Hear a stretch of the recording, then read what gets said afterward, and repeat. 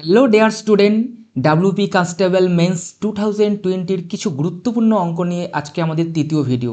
এই ভিডিওর অঙ্কগুলি upcoming police পরীক্ষা এছাড়াও অন্যান্য প্রতিযোগিতামূলক চাকরির পরীক্ষার ক্ষেত্রে খুবই গুরুত্বপূর্ণ। চলো দেখে নেই সেই গুরুত্বপূর্ণ অঙ্কগুলি কি কি। দেখো, সবার প্রথমে একটি অঙ্ক রয়েছে কি, দুটি সংখ্যার সমষ্টি 13 এবং বিয়োগফল 3 হলে বৃহত্তম সংখ্যাটি কত। কি বলতে চেয়েছে, দুটি সংখ্যা রয়েছে আমরা জানি না, সেই দুটি সংখ্যা যদি যোগ করি তাহলে কি হবে 13, সমষ্টি মানে যোগ। এবং যেই দুটি সংখ্যা জানি না সেই দুটি সংখ্যা পরস্পর যদি বিয়োগ করি তাহলে কত হবে 3 হবে। তাহলে এখান থেকে সবচেয়ে বড় সংখ্যাটি আমার বের করতে বলেছে, বৃহত্তম সংখ্যাটি কত। এই অঙ্কটি অপশন টেস্ট অন্যান্য মেথডেও করতে পারি। তো আমি একটা বেসিক সূত্র বলছি যেটা মনে রাখলে এই ধরনের যে কোনো অঙ্ক করতে পারবে। সেই সূত্রটি কি, দেখো, প্রথম সংখ্যা কখনো চাইতে পারে, প্রথম সংখ্যাটি কি, প্রথম সংখ্যা চাইতে পারে, বা কি চাইতে পারে, বৃহত্তম সংখ্যাটি চাইতে পারে, বৃহত্তম সংখ্যা। তাহলে প্রথম সংখ্যা চাক বা বৃহত্তম সংখ্যা চাক, একটা সূত্র রয়েছে। সূত্রটি কি, সূত্রটি হলো কি করতে হবে, একটি ভগ্নাংশ হবে, ভগ্নাংশের উপরে কি হবে, যে উপরে লিখবো আমরা যোগফল, ঠিক আছে, উপরে হবে যোগফল, যোগফলের সঙ্গে আমরা কি যোগ করব, বিয়োগফলটা যোগ করব, ঠিক আছে, বিয়োগফল যোগ করব, বাই নিচে কি হবে 2 হবে। মানে সূত্রটি হচ্ছে প্রথম সংখ্যা বা বৃহত্তম সংখ্যা বের করার যোগফল প্লাস বিয়োগফল বাই 2। তাহলে যোগফল কত এখানে দেওয়া রয়েছে 13 এবং বিয়োগফল কত দেওয়া রয়েছে 3, লিখলাম বাই 2, 13 3 কত 16, 16 বাই 2 কত হয় 8। তাহলে আমরা পেয়ে গেলাম বৃহত্তম সংখ্যাটি কত 8, মানে সঠিক উত্তর ডি নাম্বার অপশন। এখানে একটা কথা বলে রাখি, যদি আমার ছোট সংখ্যা বের করতে বলে তাহলে আমরা এই সূত্রটাই ইউজ করব, কিন্তু জাস্ট চিহ্ন হবে মাইনাস, ঠিক আছে, মনে রাখবে কিন্তু। চলো আমরা পরবর্তী অঙ্কটি দেখি কি রয়েছে। কোনো একটি সংখ্যা হতে তার 40% বিয়োগ করলে বিয়োগফল 300 হবে। মানে কি বলতে চেয়েছে, একটি সংখ্যা রয়েছে, জানি না সেই সংখ্যাটি কি, এই সংখ্যা থেকে এই সংখ্যাটি যা সেখান থেকে বিয়োগ করতে হবে, কত বিয়োগ করব, তার 40% বিয়োগ করব, বিয়োগ করলে বিয়োগফল কত হবে 300 হবে। যেই সংখ্যাটি জানি না তার থেকে 40% বিয়োগ করব, বিয়োগ করলে 300 হবে। তাহলে সংখ্যাটি কত বের করতে বলেছে। আমরা এটা ফ্র্যাকশন বা রেশিও মেথডে করব। রেশিও মেথডে করতে হলে আমাকে টার্গেট করতে হবে পার্সেন্টেজকে। চলো আমরা পার্সেন্টেজকে টার্গেট করি, 40% লিখি। এবং 40% মানে আমরা সবাই জানি কত, 40% মানে জানি আমরা 2/5, ঠিক আছে। 40% মানে 2/5 বলতে কি বোঝায়, বোঝায় যে আসল সংখ্যা যদি 5 হয়, 5-এর কত 2 ভাগ হচ্ছে 40%, ঠিক আছে, 5-এর 2, 40% বলতে বোঝাচ্ছে 5 ভাগের 2 ভাগ।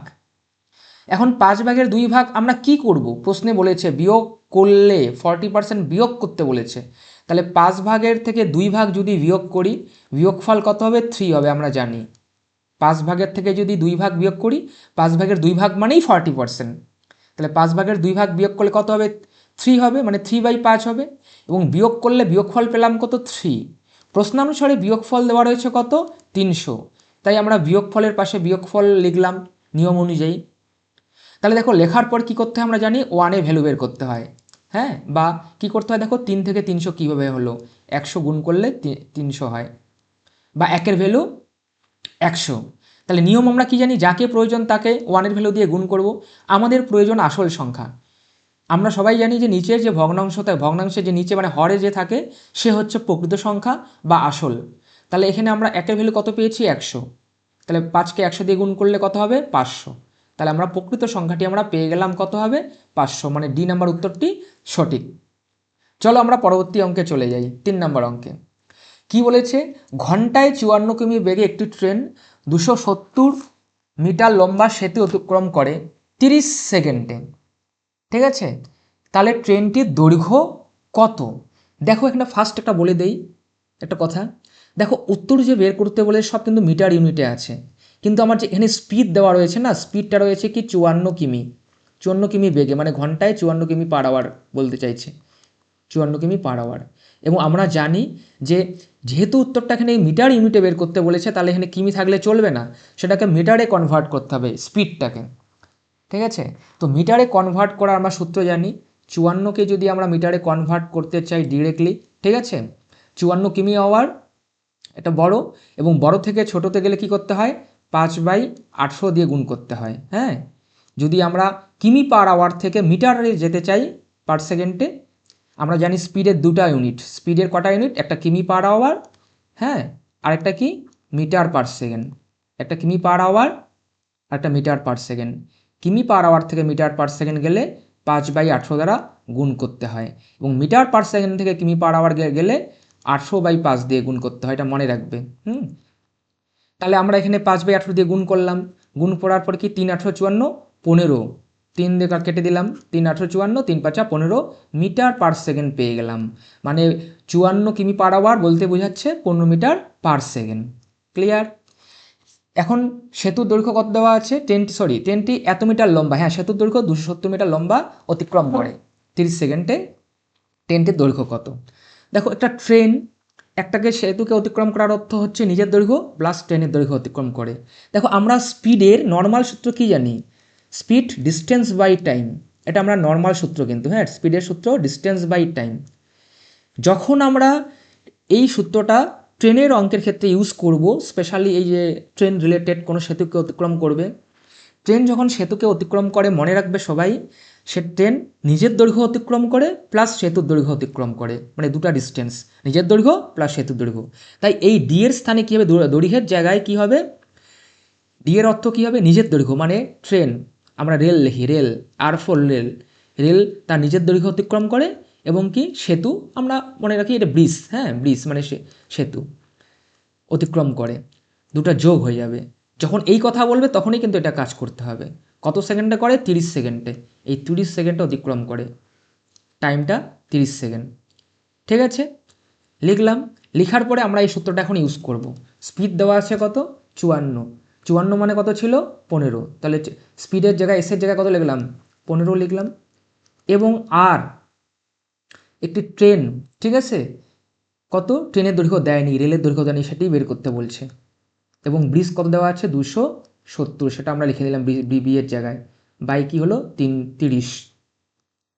এবার এটাকে আমরা ইকুয়েশন সলভ করব, হ্যাঁ তাহলে দেখো কোনাকুনি বজ্রগুণন করব, ঠিক আছে, এটা কিছু নাই ডাইরেক্ট গুণ হবে, আর প্লাস কত হবে 270 হবে, ইকুয়াল কোনাকুনি গুনবো 3×15 450 হবে, আর এর ভ্যালু বের করব 450 মাইনাস 270, বিয়োগ করলে কত হয় দেখো 0, 8 7 15 1।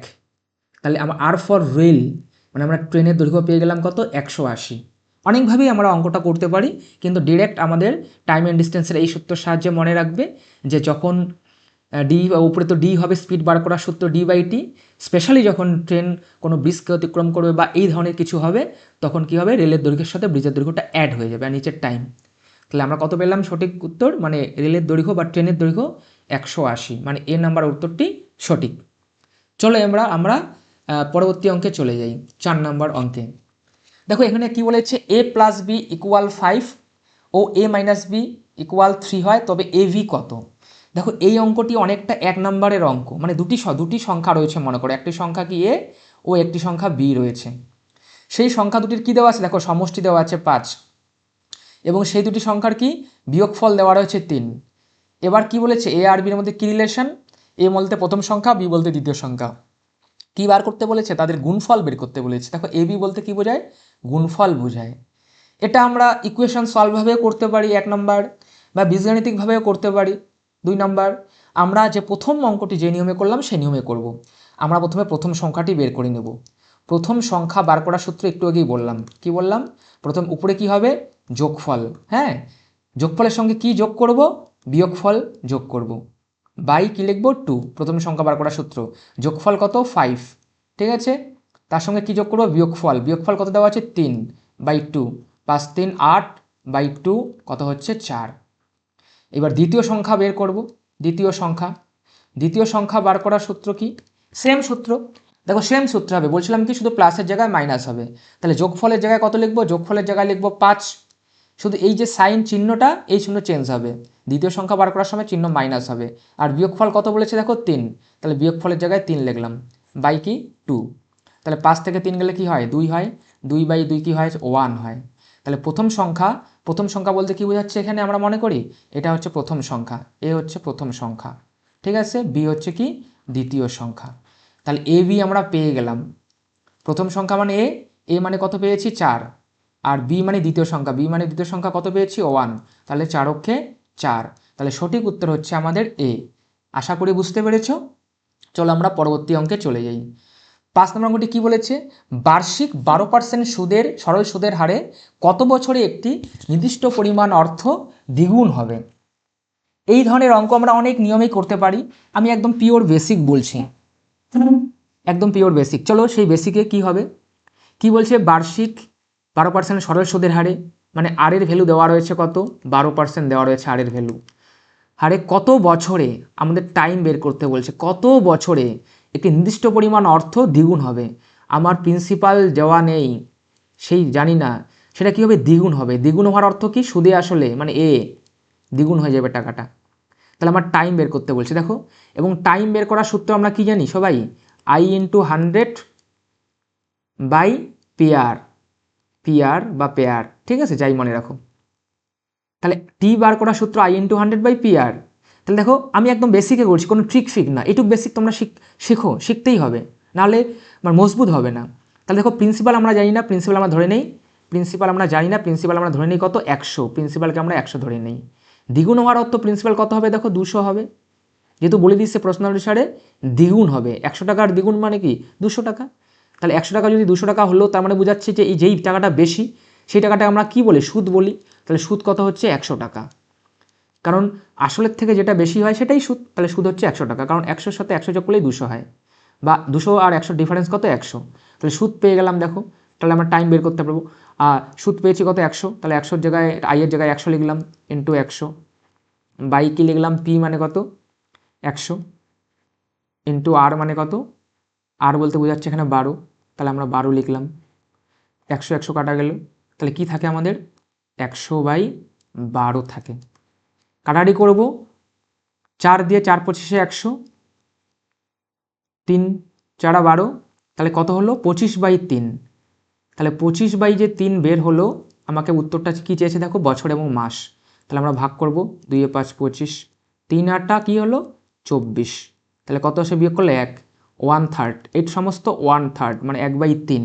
তাহলে বোঝাচ্ছে এত বছর, এত বছর, কিন্তু উত্তরটা কিন্তু এইভাবে চাইনি, বছর এবং মাস, বছর ও মাস উল্লেখ করে দিয়েছে।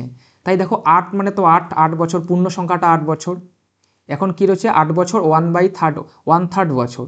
এবং বছরকে যদি আমরা মাস করতে চাই, কত দিয়ে গুণ করতে হয় আমরা জানি, যেহেতু 12 মাসে 1 বছর, তাই বছরকে যদি আমরা 12 দিয়ে গুণ করি তাহলে মাসে কনভার্ট হবে।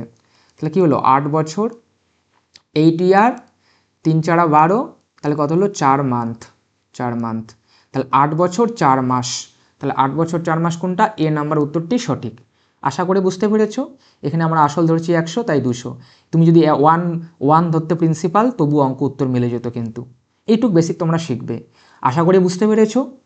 এই ধরনের আরও গুরুত্বপূর্ণ পুলিশের পরীক্ষার বা অন্যান্য পরীক্ষার গুরুত্বপূর্ণ অঙ্ক নিয়ে আবার আমরা আসব। তোমাদের সবাইকে ধন্যবাদ, তোমরা সবাই ভালো থেকো।